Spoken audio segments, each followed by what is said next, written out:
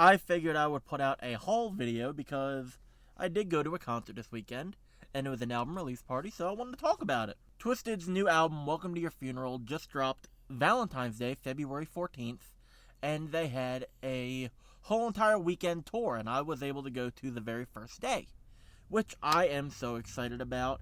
It was an awesome show, for the most part, I would say, for the most part. I got a lot of cool stuff, so I wanted to talk about that as well. So I'll just start out with the little freebies I got, while also just giving my feedback of the concert, because it was a good concert for the most part. I didn't like how many. This is just me being me. I didn't like how many people were like so wasted, like already, like beers in hand, spilling all that stuff. That's just not my crowd. I don't like that. And it was just, the crowd experience, I would say, was like 4 to 5 out of 10. There were some nice people there, but like for the most part, it was just, it smelled bad. The vape pens and all just, ugh. So first freebie, I'll let you guys see that barcode if you can. This is the variants for Welcome to Your Funeral, the Blood Red editions. The first one, which is just, it looks like an opaque or just plain bright red vinyl, which I think looks amazing. It's called the Dry Blood variant, limited to 200 at $35. But then there's the Liquid Blood variant, which is an actual liquid-filled vinyl, as you can see. That's limited to 50. If I'm correct, that was like $190. So very expensive for that one, but pretty cool. I am choosing at the moment to not get either of them, because album's great and all. I like the album. I'll be doing a review on that soon, probably within a week. But $35 for that, when I could get the basic vinyl for like $20. Well, 20 to 30. Why would I pay $35 plus shipping for that? And that's gonna be a whole gripe I'll put at the end of the video. So there's the cool little banner. I ended up getting 2 of these and 2 of the event posters, because the first one I had them wrapped up and I put my hair tie on them because I was like, okay, but I don't have the basic rubber hair ties. I have the ones for super thick hair, so a lot of the oils and all get trapped in it. I didn't realize that, so it started leaking through them. Didn't really damage them a lot, but I figured, fuck it, the posters were only $5 and these were free, so I just picked up another one of each. I did pick up 2 of these cards just because I might do something interesting with these to present them.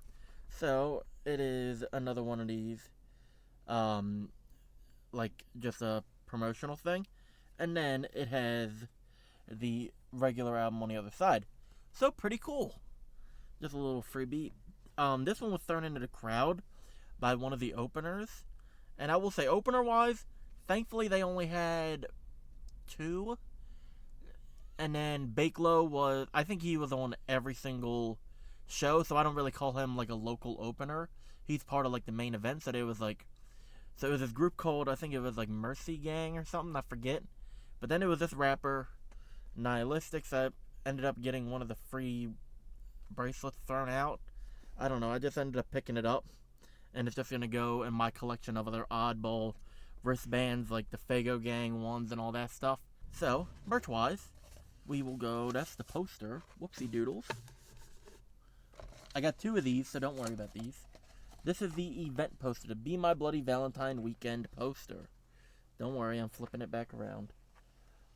These were $5 at the booth, which is pretty cool. They're not bad. They're like, it's not cardstock, but it's definitely thicker than most posters. So I like that. It has all that stuff at the bottom. So that was pretty neat, especially for $5.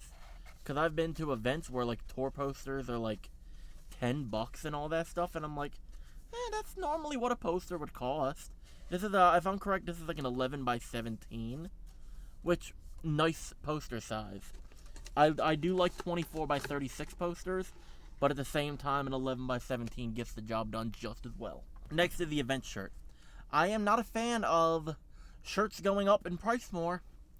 I was fine with tour shirts being $30 and normal shirts being $25. I was fine when everything jumped up to a 30 base. 35 for a Gildan, that's crossing the line. So that's the shirt.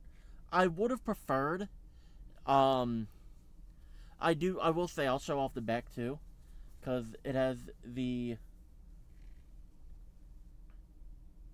but I wish it would have been a Be My Bloody Valentine Weekend shirt themed for Welcome to Your Funeral rather than just this, because other than the back dates, there's no, like, significance to this being a tour shirt in the case. It looks like just another design for Welcome to Your Funeral. While it's a cool design, I just feel like it could have been done a tiny bit better, but that's just me. I will say that it's just a me thing, but whatever. Next up is, these are from the Certified Psycho store, but they had them there at the button pack. I got it for $5, whatever. I just thought it was cool and figured I'm a music nerd. I have a couple other things like their sticker sheet and all that. So I figured it would be cool to have it in like a small shadow box or something and just have it on the wall, because I'm never going to wear these, but still a cool piece to have. Now I got CDs. Obviously, I'm a CD guy. The first two I picked up, they were 10 apiece, is Madrox's both of his new albums. The November Brain, pretty neat, and more music you don't want to hear from someone you barely like. I did start the review on this. This is on its way. I have yet to listen to this. My buddy DC Fega guy sent me the whole album digital, so I have that to listen to. But this one is already in process, but it will be on hold for Welcome to Your Funeral, because that's going to definitely be a next one. Because, whoa. But these were cool, $10 a piece instead of, what is it, like $13.99 or $14.99 on the site.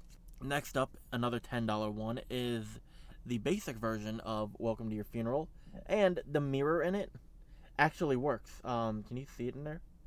You can. That's actually, let me see if I can.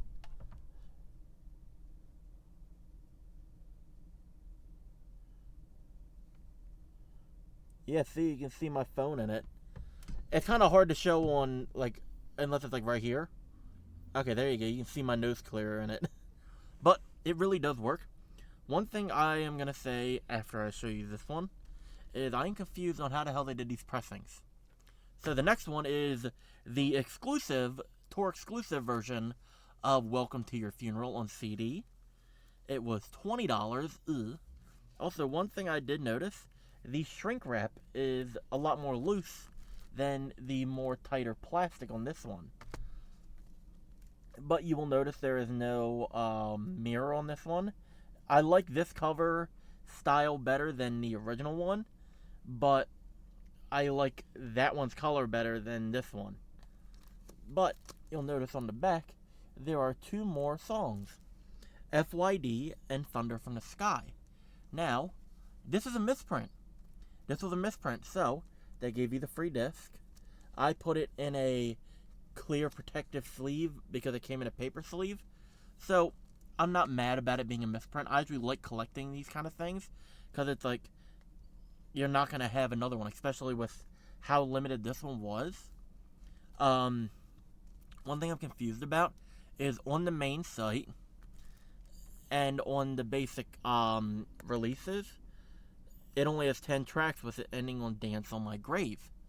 On digital, on Spotify, it has an 11th track, Thunder from the Sky, which, that's a great track to end on. I loved it. But this one has FYD and Thunder from the Sky as like a bonus deluxe edition or whatever the hell.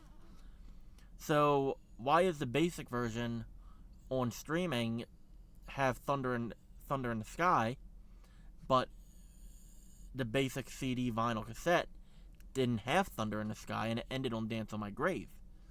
So we have two different basic versions and a deluxe version.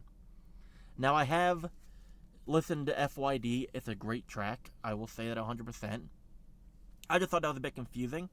And also one thing I do want to gripe about, because I think this was very poor decision-wise, but this is just a me thing. So, the exclusive CD being $20. Whatever, I'm not going to complain about that. I kind of expected the CD and cassette to be kind of around the $20 range, because that's what it is. And honestly, if Ouija can put his shit out now on $20 CDs, they can put a solid album out for $20. One thing I did not like is how they advertised that on this tour there would be exclusive CD, vinyl, and cassettes available.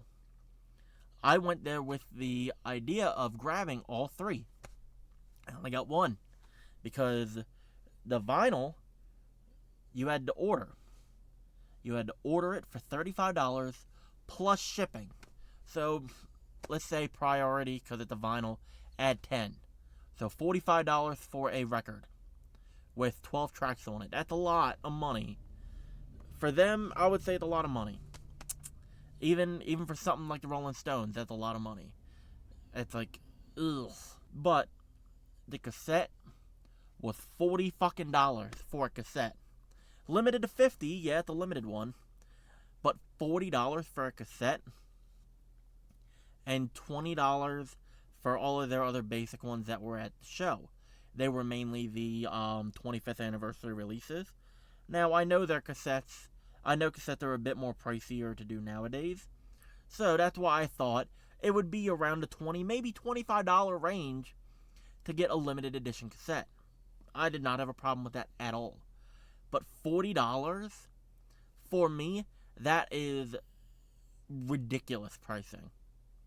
I don't care what it is, that is, like, so much more ridiculous than I would have ever thought. But it's like the other merch prices weren't that bad. For like hoodies were between like I think like 60 to 80-ish, somewhere in that range. I forget 100%. Hats were a bit much. I saw them between 30 to 35, and I'm like, I don't really wear hats other than the ones I have now. I sold most of my other hat collection off. But like shirts being $30 wasn't so bad. $35 for the tour shirt, whatever. It's like a bit much, but I am someone who, at the very minimum, I'm getting a tour shirt. So, all in all, I think it was close to $90, let's say that. But overall, I had a great time. Their set was good, Blaze's set was good, ABK's set was good. I'm just someone who, I go there for the music, I don't go there for the party. I don't go there for the fam or whatever the hell.